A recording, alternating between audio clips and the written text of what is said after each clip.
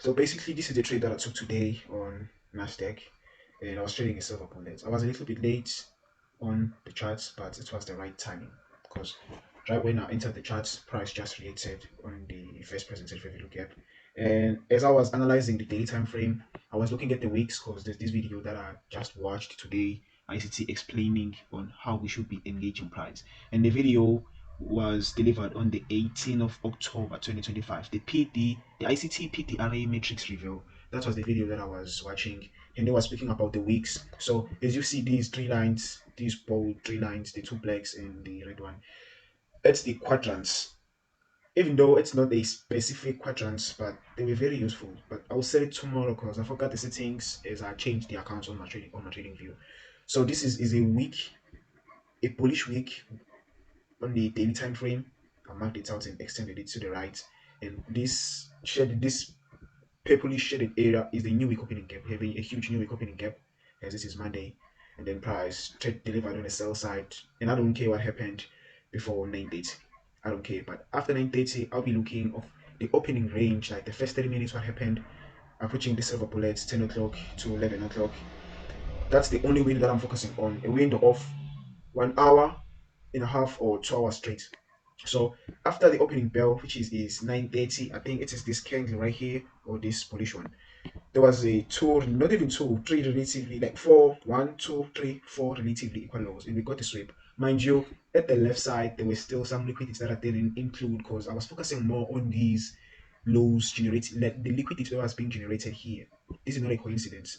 It was liquidity that was generated by the algorithm to take out these short-term low, this minor sell side, because this was the low that was created after the opening bell, after the market opened. This was the first low that was created, generated this liquidity, and then 9:45, 5 minutes away for the macro. ICT always says like the macro is one of the best windows time to trade. That's where the real move starts kicking in. And he wasn't lying. We got the sweep on the sell stops, and then we got this displacement. 2022 mentorship. This could have been somebody else's entry, like a shift on market structure right here, and then this bullish fair value gap, including this volume imbalance, plus a bullish breaker block. This upclose king is a bullish breaker block. Someone could have taken this trade, maybe one to two, or whatever, targeting the daily CB high or the new week opening gap. But then price retrace back to the first presented fair value gap. And if you annotate from this low, after the opening bell, the lowest low and the high, you'll see that the price was below the consequent encouragement, was in the discount on this delivery right here. Was in a discount. And it's not a coincidence because there's a first presented fair value gap in the discount. I bet this is an OTE entry. Some people still trade the OTE entries. This is a beautiful entry for an OTE. And then when I saw price rejecting from this first presented fair value gap, I was late because I wanted to connect on my friend as I wanted to trade because I finished my data today early in the morning as I was studying the other thing. Sorry about the background sound. And then I saw this delivery price leaving this fair value gap unfilled, and the thought that I had was this is a breakaway gap. And the next thing, I annotated this gap with a little bit of trading that week. I annotated this gap as I was seeing this price deliver. I already bought, and then like I won't spend much time explaining because the video even right now might end it itself as I'm continuing explaining this. But this is the trade that I took. There will be an execution video that I will fast forward for you guys to see how I took the trade, and like this is me demonstrating how I took the trade and the reason why I took the trade. As I was seeing price like rallying on the buy side, failing to take this high, this minor buy side, and also this minor buy side, I was looking at this down close candle because I was still with my friend. We both traded. I was looking at this down close candle in this small bullish fair value gap, and that's an ICT bullish order block.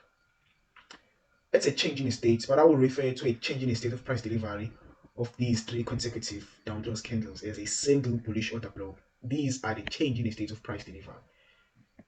I told my friend about these three down close candles as being a consecutive down close bullish order block, but I didn't annotate them because I was also looking at the short term high as a shift on market structure. And I only annotated this one as a bullish order block because it had this bullish fair value gap with the candles overlapping. And we got the reaction. You'll see on the video that I annotated this as I was seeing like price rejecting, and I already trailed my stop loss into this low because my stop loss was down here. I already trailed my stop loss into this low because I was trusting the annotations and what ICT said, if you watch the video, you'll understand why I was trusting this price delivery right here, and my stop loss being below this order block and a little bit below this 25,262.2 price point. I was trusting my stop loss being there, and I annotated this minor buy side that price generated. We got the delivery, and at that moment I was looking for an expansion closing above this minor buy side, which was going to confirm for me that we are not gonna come back here anymore. Like, there's no need for price to come back here anymore, because if you look closer, this is also a head and shoulders, a swing high, short term low, intermediate term low, short term low. You can even call this one here a short term low, intermediate term low, and a short term low. It's a swing high, so price doesn't need to come back here anymore. A sweep, a shifting market structure, an order block we didn't look at. We could have entered here or on the order block. We could have entered here, wherever you prefer, and target this minor buy side or this daily CB high. Sorry. And I got the delivery that I wanted, and I immediately moved my stop loss into break even. As you can see that I had a 5 lots sell limit for taking a partial, but I decided to take 10. I wanted for price to reach 1,000 US dollars so that I could take like more than 500 and leave the runner. I was targeting 1,000 for the day. Got the delivery, the minor buy side also taken. I was looking at this daily CP. I wasn't trying to be greedy or something. I wanted for price to give me the full TP, because there's been these times whereby I will like take many partials and I'll end up making way less money than I could have made because I was taking too many partials. So I want to take 50 to 70% of the position and leave a runner so that I can at least get the minimum profits that I want for the day. And I believe this is the last screenshots. I closed the trade and I closed the video because I saw price was taking too long. And after this, price consolidated a little bit and we got a retracement and took me out, which gave me $1,000 for the day. So hopefully you enjoy this one, guys. You have to learn from that pain and then, okay, disconnect it. But because you're not experienced, you're neophyte, and you've now created toxic thinking because of rushing into a market move or day, like FOMC or non-farm payroll, you've poisoned your perception of how price is going to deliver.